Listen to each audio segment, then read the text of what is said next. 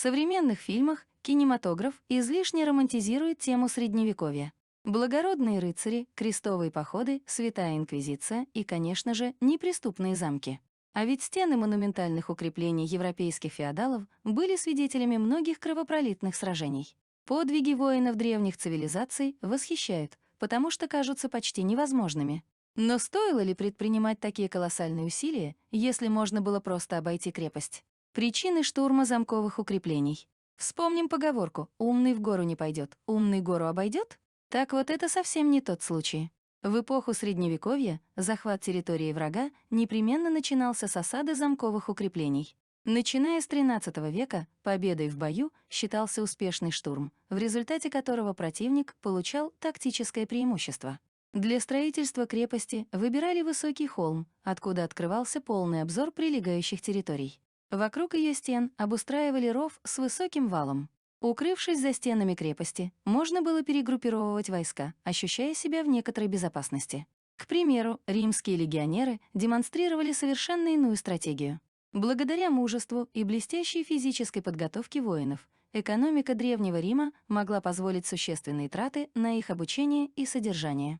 Легионеры нападали на соседние государства, порабощали их жителей и присваивали накопленные поверженным противникам богатства.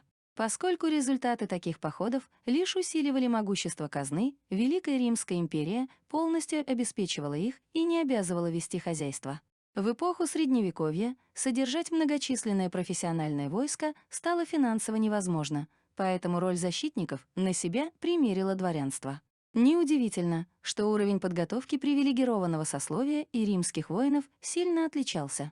Основной доход феодалы получали от натурального хозяйства, которое велось на подаренных властью землях, за что они должны были верно служить королю.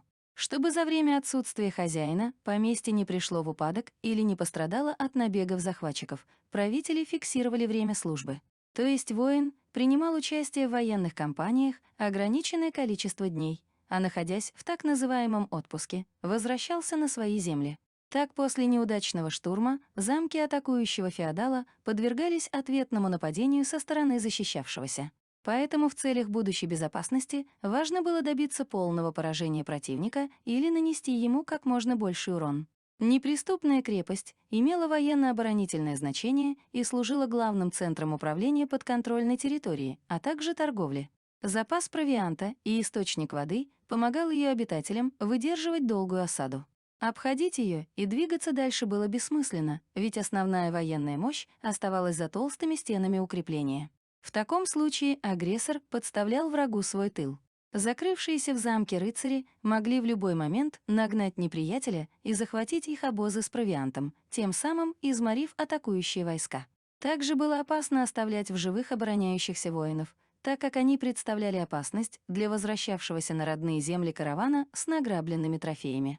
Поэтому атакующее войско старалось не только завоевать замок, но и погубить всех его обитателей. Целью тактики осады было уберечь своих людей от лобовой атаки и не дать противнику позвать подкрепление, а после полной капитуляции захватить богатство замка и рабов.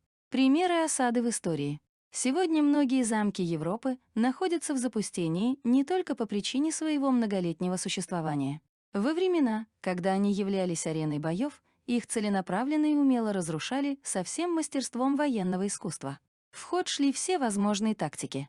О прочности и надежности каменных укреплений можно судить по историческим примерам. Так английский замок Адигем, подвергшийся осаде в 1216 году, выдержал 2 недели осадного положения благодаря защите всего 3 рыцарей и 10 латников. Замок Шато-Гаяр, построенный Ричардом Львиное Сердце на берегу Сены, в 1203 году подвергся нападению короля Франции Филиппа во время активного завоевания Нормандии. На то, чтобы завладеть укреплением, французы потратили больше полгода и сделали это весьма необычным способом. В начале своей кампании войско Филиппа захватило соседнюю крепость для обстрела величественного замка метательными снарядами, а затем с помощью подкопа прошло 2 первых круга деревянных оборонительных стен. Оказавшись внутри двора, воины пробрались в часовню замка через неохраняемый туалет. Коварный маневр решил судьбу сражения. При употреблении термина «средневековая цивилизация» сразу приходят на ум такие вещи, как рыцарство, крестоносцы, крепостное право, священная инквизиция. Но чаще всего средние века ассоциируются с множеством средневековых замков, которые до сих пор радуют глаза туристов, побывавших в европейских государствах. В Средневековье произошло немало событий, связанных с осадой замков феодалов. Войны этой эпохи в 90% случаев были непременно связаны с осадными или блокадными мероприятиями. Крепости всегда штурмовали, но ведь их можно было обойти, и это вызывает недоумение у современных людей. Но у штурма замков были свои причины. Начиная с 13 столетия, для тактической победы в бою применялся метод не вступать в сражение. Неправы те, кто романтизирует многочисленные войны, проходившие в средние века. Война чаще всего была именно сражением, в котором солдаты занимались штурмом крепостей и грабежом ценностей. Для того, чтобы понять причины этих странностей, надо углубиться в древнюю историю Европы. До становления средневековой цивилизации существовала сильная Римская империя. Это было самое крупное и мощное государство древнего мира. Древний Рим был настолько силен, что экономика государства могла без проблем содержать воинов.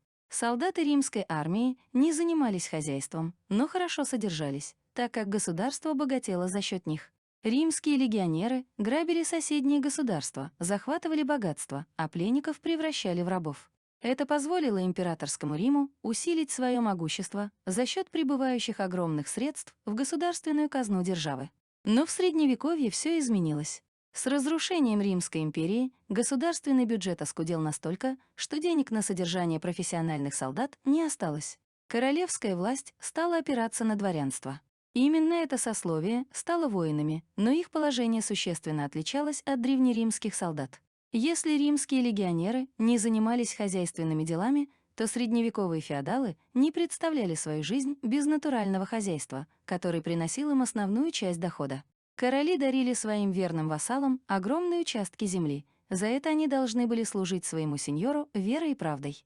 Рыцарство было внизу феодальной лестницы, но представляло собой наиболее многочисленную прослойку феодального общества. Государственной власти пришлось поломать голову, как сделать так, чтобы воины успевали заниматься и хозяйственными делами, и вести военные действия. Было затруднительно собирать феодалов на войну и надолго отправлять их в военные походы. Это было связано с тем, что вотчины и поместья пришли бы в запустение или даже оказались разграбленными соседями-недоброжелателями. Дворянство, согласно европейским законам, обязано было служить родине, но на военные сборы приходило с большой неохотой. Тогда европейские правители издали указы, согласно которым феодал пребывал на войне не более определенного количества дней в году, а остальное время находился в своем замке или поместье. Из всего вышесказанного вытекает первая причина того, почему замки для средневекового воина были столь важны. В замке феодалы прятались и старались отсидеться в течение 1-2 недель.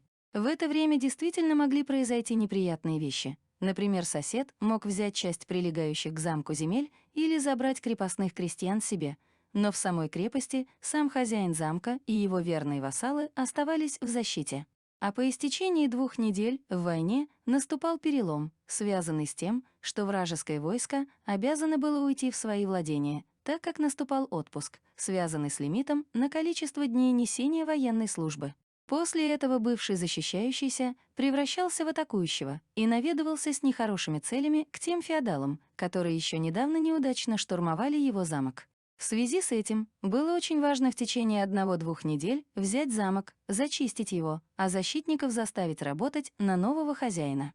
Но захват замка был затруднителен, так как крепость располагалась на высоком холме, была окружена высокой стеной и широким рвом.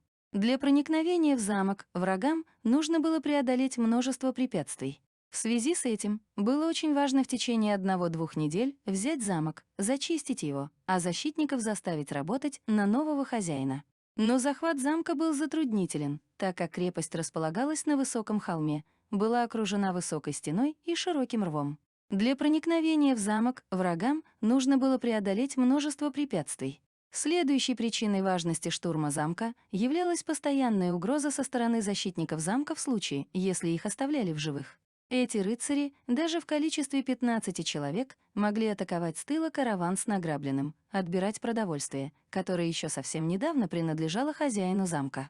А без еды грабителям приходилось голодать, в то время как с высоких крепостных стен на них с усмешкой взирали партизаны-рыцари. Поэтому штурмующие замок рыцари старались взять и сам замок, и всех его обитателей, включая военный гарнизон. И, наконец, последней важной причиной постоянного штурма или блокады крепости был фактор замка как хорошей опорной точки в случае перехода военных действий в очень кровопролитную фазу. За крепостными стенами можно было делать перегруппировку войск, наблюдать и собирать продовольствие. Подкуп замка был тоже разумным способом взять неприступную крепость феодала, но оставить замок с вооруженными до зубов рыцарями у себя в тылу в средневековую эпоху было очень неверным способом ведения сражения.